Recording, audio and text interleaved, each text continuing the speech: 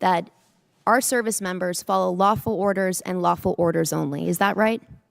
Do you agree with the statement, quote, the military won't follow unlawful orders? I do. Mr. Hegseth, do you agree with that statement? I do, but understand what you're insinuating at a partisan point. I'm not. I'm actually quoting you directly, Mr. Hegseth, from April 12th, 2016. And I appreciate that on the record, you've clarified this important. That is the sound of a trap snapping shut. When a defense secretary gets so defensive that he calls his own exact quote a partisan attack, you are witnessing a masterclass in holding the powerful accountable. Welcome to the Receipt Bringer's Guide to Grilling a Cabinet Secretary. Let's rewind and see how Congresswoman Jamie Goodlander built this inescapable trap. Chair, I recognize a gentlelady from New Hampshire, Ms. Goodlander. I want to thank our witnesses for being here today, and I want to begin by getting right to it, since my time is limited, on this $1.5 trillion budget request. Mr. Hegseth, you testified last year and you testified again today that you will be accountable for every American taxpayer dollar that comes to the department, where it goes and why. That's really important since, as it's been pointed out, the department has failed 8 audits. The department remains on GAO's high-risk list. The Inspector General just last year alone identified billions of dollars that could have been put to better use, and in questioned costs, that is spending that raised red flags. So this is a crisis right now in accountability of where the dollars of the American taxpayers who are in the middle of a cost crisis, where this money is going. Congresswoman Jamie Goodlander just brought the ultimate receipts to a knife fight. Right out of the gate, she establishes the stakes. A staggering $1.5 trillion budget request from a department that has failed 8 consecutive audits. We're talking about an agency sitting squarely on the Government Accountability Office's high-risk list, an agency where the Inspector General flags billions in questioned costs. This isn't just a routine oversight hearing. It's a direct examination of Defense Secretary Pete Hegseth, who promised full accountability, yet presides over a financial black hole while everyday Americans are drowning in a cost of living crisis. And as you're about to see, when Goodlander pulls out the exact numbers, the Department of Defense's only defense is deflection. Stay until the end, because the moment Goodlander reveals her final card is a masterclass in holding the powerful to their own words. Hit subscribe, because when the Pentagon treats your tax dollars like a bottomless ATM, you need to see the receipts. I want to ask about your war in Iran. And Mr. Hurst, you testified earlier today that $25 billion has been spent to date. I just want to clarify that that is money, that taxpayer dollars that have been spent already in this war. $25 reflects the costs of the war, right? So we've already spent the dollars on munitions and things like that. So we're factoring in cost of munitions expended into that total. So how much of that has gone towards munitions? Does that include the munitions that have been spent to date? Yeah, that reflects the munitions that have been spent to date and other operational costs. Can you give us a breakdown of what those costs are? We'll work to get you guys a product that has a detailed breakdown of those costs. Yeah, my concern here is, Mr. Hegseth, you've testified repeatedly that you're going to be accountable for each and every American taxpayer dollar that you spend, that you're going to be accountable for the rationale. Here we are 60 days in to your war of choice in Iran, and you can't give us an answer on a breakdown of the basic breakdown of American taxpayer dollars that have been spent in your war of choice? That's a question for Mr. Hurst. Right now, as you sit here now, We're happy to give you a breakdown. We'll provide you a product after this hearing. What? Notice the pivot here. Goodlander doesn't ask a hypothetical gotcha question. She enters their own $25 billion figure into the record. $25 billion spent in just 60 days on a war of choice in Iran when she asked for the most basic breakdown, how much was spent on munitions versus operational costs. Hurst's response is the classic bureaucratic dodge. We'll work to get you guys a product. Think about that scale. The Department of Defense is burning through tens of billions of dollars without being able to look Congress in the eye and explain where the money went today. Secretary Hegseth tries to pass the buck entirely, saying, that's a question for Mr. Hurst, completely abandoning his own pledge of being personally accountable for every taxpayer dollar. I would love for you to give us this breakdown now and explain to us, was this unbudgeted costs, or was this something the department planned for in advance, since you were appropriated $1 trillion last year? The department deals with contingency operations all the time within its normal budget. So this was not budgeted for. My point here is, you know, and General Kane, you've testified to this. We all understand, for you to do your jobs, you need Congress to pass budgets. For us to do our jobs, we need you to give us the details and to be accountable to American taxpayers. And so I got to say, it's an extraordinary dereliction that as you sit here, you cannot account for billions of dollars that have already been spent. You're in this briefed war. on munitions every week. You and your entire staff have every, asking just so the you- American public know, it's not Mr. as if you Hegseth, don't have munitions levels. Mr. You do Hegseth. from us every single week. So Mr. you know Hegseth, exactly the numbers you're Mr. talking Hegseth, about. you have testified that American taxpayers need to know where their dollars are going. This is how you check the uncheckable Goodlander labels. This is exactly what it is, an extraordinary dereliction of duty. The administration tries to drown her out with crosstalk, claiming they provide munitions updates every week, but Goodlander refuses to yield. Supplying inventory lists is not the same as providing financial accountability for a $25 billion burn rate. They want the $1.5 trillion check, but they don't want to show the receipts for the $25 billion they just spent. But Goodlander isn't done. She's about to connect these billions in foreign wars directly to the wallets of the voters watching at home. Mr. Hegseth, can I ask you, do you know what the average cost of a gallon of gas was in this country on February 28th? Well, it depends on where you live. If you live in California, it's $8. $2.83. Do you know what the average cost of a gallon of gas is today? Well, much higher in California. $4.23. I gotta say, Mr. Hegseth, you said you've got a crack economic team that's looking at the impacts of this war on the American taxpayer, and you can't answer this basic question. That should shock the conscience of every American. General. This exchange is devastating. Goodlander shifts the spotlight from classified military budgets to the gas pump. She asks a simple, reality-grounded question. What did gas cost before this war started? And what does it cost now? Hegseth's response is dismissive. Instead of answering the question, he deflects with a sarcastic comment about California. Goodlander has to give him the answer. It jumped from $2.83 to $4.23.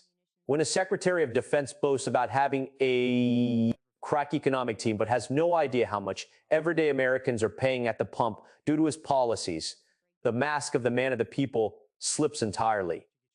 But the final blow isn't about economics. It's about the Constitution. Okay, and I want to come back to something, a really important principle, and my time is limited. You testified to an important and bedrock principle of American law, that our service members follow lawful orders and lawful orders only. Is that right? Do you agree with the statement, quote, the military won't follow unlawful orders? I do. Mr. Hegseth, do you agree with that statement? I do, but understand what you're insinuating at a partisan point. I'm not. I'm actually quoting you directly, Mr. Hegseth, from April 12th, 2016. And I appreciate that on the record, you've clarified this important principle of American law. Gentlelady's time's expired. Chair, I The ultimate receipt, Goodlander sets a brilliant trap. She first confirms a bedrock principle of the U.S. military with General Keane. Soldiers only follow lawful orders. General Keane agrees without hesitation. Then she turns to Secretary Hegseth. Anticipating an attack, Hegseth immediately gets defensive. He agrees, but accuses her of making a partisan point. And then the mic drop. Goodlander isn't making a partisan point. She is reading Hegseth's own exact words back to him from April 12, 2016, when an official gets so defensive that they accuse their own, quote, of being a partisan attack. You know the hearing is over. Hegseth was cornered by his own rhetoric, entirely unprepared for a representative who actually did her homework. This is why those in power despise transparency. It's not about protecting troop movements or operational security. It's about avoiding accountability for failed audits, unbudgeted billions, and the very real economic pain felt by taxpayers. When Representative Goodlander tells Hegseth she is quoting him directly, she is reclaiming the rule of law over an executive branch that demands endless funding without endless oversight. Accountability dies in the shadows of contingency operations and vague promises of sending a product later. The government is currently asking you to foot the bill for a $25 billion tab, while ignoring the fact that your gas prices just skyrocketed. Drop a comment below. Should the Pentagon get a $1.5 trillion budget when they can't even tell Congress where $25 billion went in the last 60 days? And does Pete Hegseth's performance here, calling his own, quote, a partisan attack, give you confidence in our military leadership? Let's name the names of those who put political evasion over the United States Constitution. But about something deeper about our democracy. Obviously very disappointing that Pam Bondi didn't come today, and we're going to be working to make sure in a bipartisan way that her deposition gets rescheduled, or she will be held in contempt, and we have the votes to do that. But I want to speak more broadly about what the Epstein class means for our democracy and what the way forward is. We meet at a time of crisis in self-government.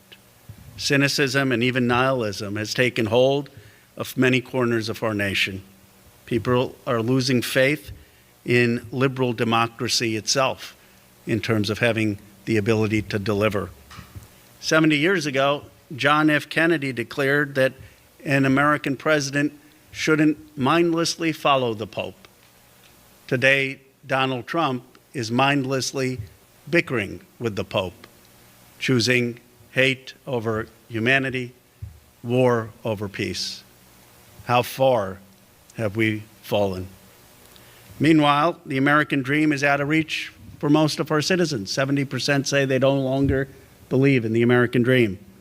Powerful economic forces of globalization and automation seem beyond their control, shaping their destinies while struggles go unnoticed. More troubling, perhaps most troubling, there is growing doubt about whether our nation can have a common national purpose again. Americans simply do not trust government because they see it captured by big money and by the powerful. They see the impunity of people like Pam Bondi not showing up even when Congress subpoenas them. And nothing encapsulates this sense of injustice more than what I call the Epstein class. This is a group of elites who operate outside the law. Representative Ro Khanna has just issued an uncompromising ultimatum. Pam Bondi will be held in contempt of Congress if she continues to evade them, and they have the votes to execute it. Today, we are heading straight into the epicenter of the institutional crisis in Washington. The issue does not stop at the legal evasion of one individual named Pam Bondi. Ro Khanna's speech has exposed a much more malignant tumor, the existence of the Epstein class, an ultra-elite network that grants itself the right to stand above all constitutions and laws. While the ruling class tolerates abusers and human traffickers in the shadows, out in the open, they are equally ruthless in stripping away the livelihoods of millions of American workers to funnel $3 trillion into the hands of 19 billionaires. We are not going to beat around the bush. In today's program, we will directly dissect this historic indictment by Ro Khanna and the 21st century Marshall Plan he just proposed to salvage the economy. If you want to see through the most brutal blind spots of power, hit the subscribe button below. Let's begin. Let's start with the sharpest concept Khanna defined in this speech, the Epstein class. In modern politics, it is rare for a politician to dare name the cruelty of the system so nakedly. Khanna isn't just talking about Jeffrey Epstein or specific individuals. He is defining a ruling class. Listen exactly to how he describes them. As being part of a network instead of speaking up against the abuse of young girls. And many are asking themselves, if these elite can get away with that, what can't they get away with? They see elite indifference and impunity has led to wealth piling up in the hands of a few in a few places, while the vast majority of this country has faced stagnation and struggling for economic security. If these elite can get away with that, what can't they get away with? This argument from Khanna is truly devastating. It explains exactly why Americans are losing faith in self-government. Imagine this. A normal citizen commits a traffic violation or owes a few $1,000s in taxes, and the state machinery will crush them. They will be prosecuted, stripped of their assets, and perhaps even lose their livelihoods. But on the flip side, we have a network of the world's most powerful people, mass abusing, trafficking, humans, covering for each other at lavish parties, who remain completely untouched. When Pam Bondi ignores a congressional subpoena, she is sending a message. We do not have to follow your laws. Khanna connected this moral decay to economic misery. When a leadership class is callous enough to treat young girls as disposable commodities, it is no surprise that they also view workers, factories, and entire working communities as things that can be easily liquidated, shut down, and offshored to maximize profit. Legal impunity always goes hand in hand with economic exploitation. We move to an equally brutal aspect of Khanna's indictment: the economy. 70% of Americans no longer believe in the American dream, but the reason isn't that they are lazy. It's because the structure of the board was rigged from the start. Consider this: 19 billionaires hold over $3 trillion in wealth, 12.5% of our entire economy. This is 3 times the concentration of the Gilded Age, where we had Rockefeller, Vanderbilt, Morgan, and Carnegie. We are in a new Gilded Age.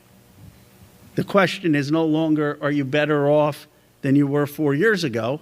19 people hold $3 trillion, the equivalent of 12.5% of the entire GDP. The current concentration of wealth is 3 times worse than the Gilded Age of the late 19th century. This is no longer free market capitalism. This is techno-financial feudalism.